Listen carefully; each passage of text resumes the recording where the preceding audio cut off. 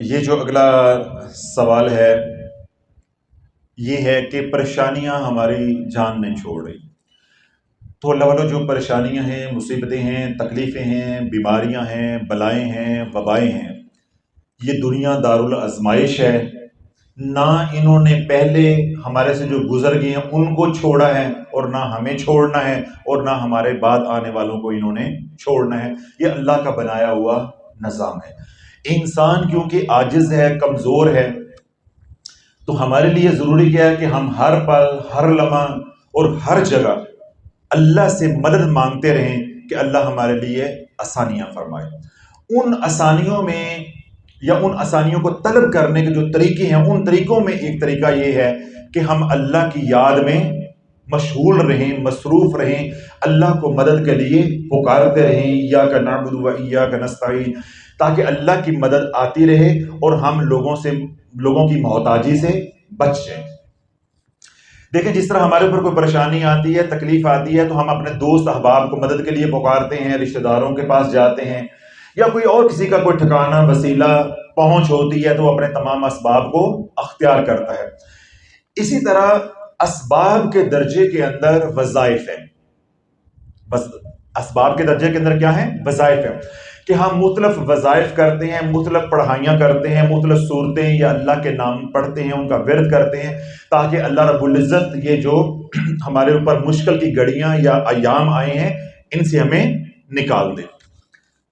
تو مختلف جو وظائف ہیں مشکلات سے نکلنے کے لیے، وہ میں آپ حضرات کو اکثر بتاتا رہتا ہوں.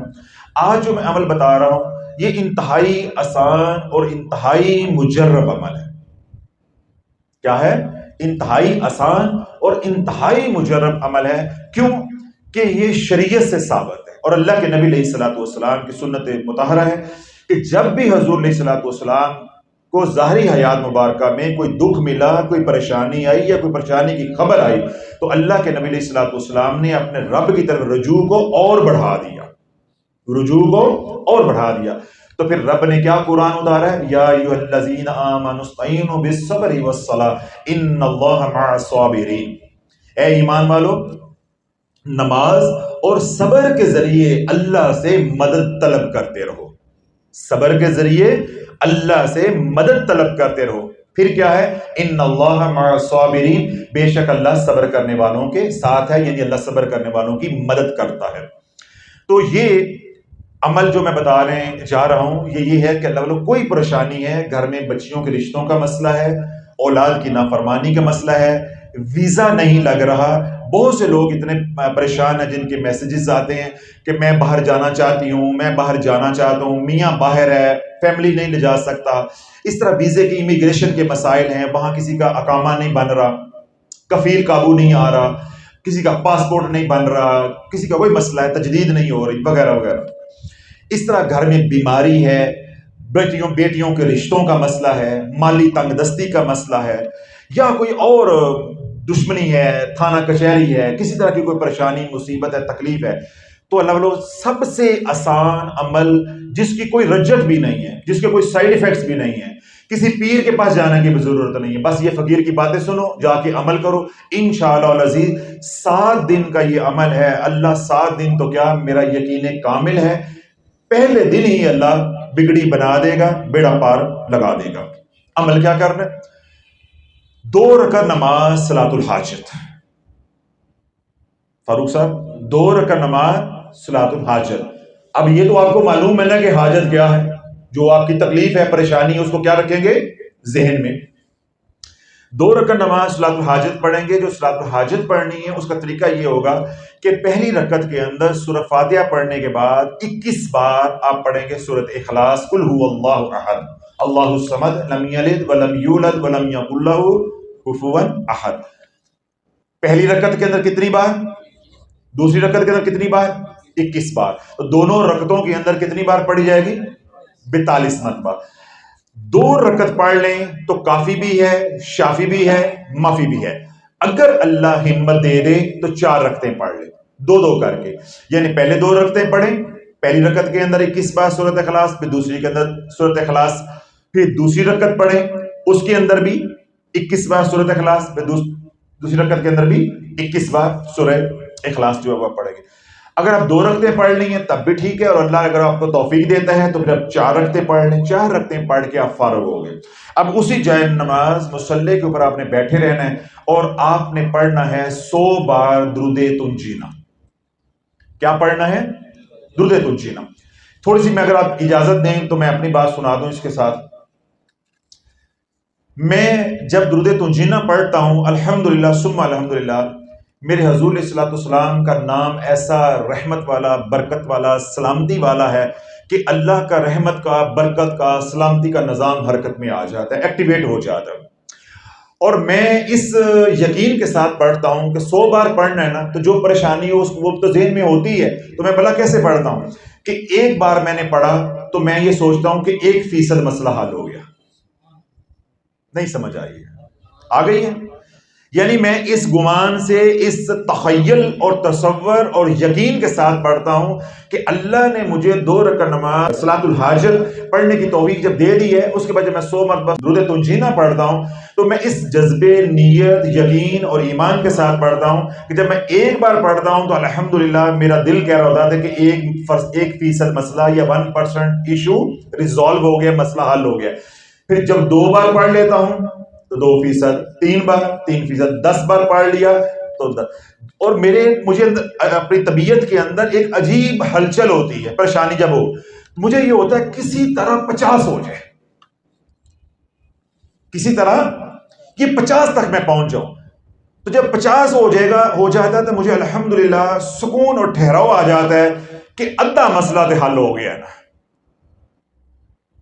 دیکھیں نا، بندہ بیمار ہو وہ آدھا تندرست ہو جائے تو امید لگ جاتی ہے. کوئی کیس ہو آدھا کوئی کنارے لگ جائے بندے کو امید لگ جاتی ہے. کسی سے پیسے لینے ہیں، وہ 5 لاکھ لینا ہے، وہ کہتا ہے یہ 3 لے جو 2 لے جو، تو بندے کو امید لگ جاتی ہے بھائی چلو باقی بھی دے دے گا. تو یوں میرے اوپر ایک کیفیت ہوتی ہے، میں کہتا ہوں یا اللہ بس 50 ہو جائے، فٹافٹ 50 ہو جائے، کیونکہ آدھا مسئلہ اللہ کے حل ہو جائے گا. اللہ نے اگر مہلت دی تو بقیہ 50 ہی پڑ جائے. تو جب 60 پڑھا گیا تو 60%، 70 پڑھا گیا تو 70%، 80 پڑھا گیا تو 80. تو میرا عرض کرنے کا مقصد یہ ہے الحمدللہ ثم الحمدللہ کہ میں نے جب بھی یہ پڑھا ہے، جب سے میں نے اس کا عامل بنا، میں نے زکوٰۃ دی، جب سے میں پڑھ رہا ہوں لوگوں کو بتا رہا ہوں، جب بھی کوئی مشکل آئی، پریشانی آئی تو میں نے یہ عمل کیا، صلاۃ الحاجت پڑھی، اس کے بعد درود پاک پڑھا. جب میں 100 بار پڑھ لیتا ہوں، کام ہوا یا نہیں ہوا، لیکن اللہ ذہن سے، دل سے پریشانی کو ایسے نکال دیتا ہے، اور وہ اسی بات کی دلیل ہوتی ہے کہ ہون کام ہو کے رہے گا. تو میں نے یہ اپنی کیفیت آپ حضرات کے سامنے اس لیے رکھی ہے. اس سے میرا مقصود یہ نہیں کہ میں بڑی پہنچی سرکار ہوں، یہ کیفیت بتانے کا مقصود اور مطلوب یہ ہے کہ اللہ والو اس یقین کے ساتھ درود تنجینا پڑھنا ہے، یہ کام ہو کرے گا. اس لیے یہ کیفیت آپ کے سامنے رکھی ہے کہ پیر بڑا نہیں ہوتا، یقین بڑا ہوتا ہے. وظیفہ بڑا نہیں ہوتا، یقین بڑا ہوتا ہے. جب آپ کا یقین ہوگا کہ میں ایک بار پڑھ رہا ہوں تو میرا 1% مسئلہ، 10 بار پڑھا تو 10% مسئلہ، 50 مرتبہ پڑھا تو 50% مسئلہ حل ہو گیا، اور اب میں نے 100 بار پڑھ لیا تو مسئلہ حل ہو کے رہے گا. اگر مسئلہ حل نہیں ہونا تو اللہ پڑھنے کی توفیق بھی نہ دیتا. اب آپ کو سمجھ آ گئی کہ میرے اندر ہلچل کیوں ہوتی ہے، کہ بس اللہ توفیق دے یہ 50 ہو جائے کسی طرح سے، تو اللہ توفیق دے دے.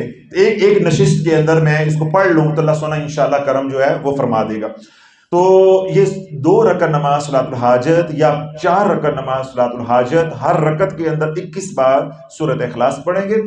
2 رکعتیں بھی پڑھ سکتے ہیں، 4 رکعتیں بھی پڑھ سکتے ہیں، جیسے آپ کو آسانی ہے. پھر قبلہ رخ ہو کے اسی طرح نشست پہ بیٹھ کے 100 مرتبہ اپنے مقصد کو ذہن میں رکھ کے درود تنجینا پڑھیں گے. اللہم صلی علی سیدنا و مولانا محمد صلاۃ تنجینا بها من جمیع الاحوال والآفات وتقضی لنا بها جمیع الحاجات وتطہرنا بها من جمیع السیئات وترفعنا بها عندك اعلی الدرجات وتبلغنا بها اقصى الغایات من جمیع الخیرات فی الحیات وبعد الممات ان اللہ علی کل شیء قدیر. چھوٹا سا درود پاک ہے، مطلب میں پڑھتا ہوں تو 18 منٹ میں 19 منٹ میں پڑھ لیتا ہوں. آپ آدھے گھنٹے میں پڑھ لیں گے، ٹھیک ہے، آرام سے پڑھیں. آدھے گھنٹے میں 35 منٹ پڑھ لیں بس. پھر میں وہی بات کہوں گا، پھر شیر بن کے جینا ہے. یہ نہیں ہے مر گئے حضرت صاحب مر گئے، واٹس ایپ تو سن لو. حضرت صاحب 2 ہفتے ہو گئے میسج کیتا ہو تو پڑھ لو.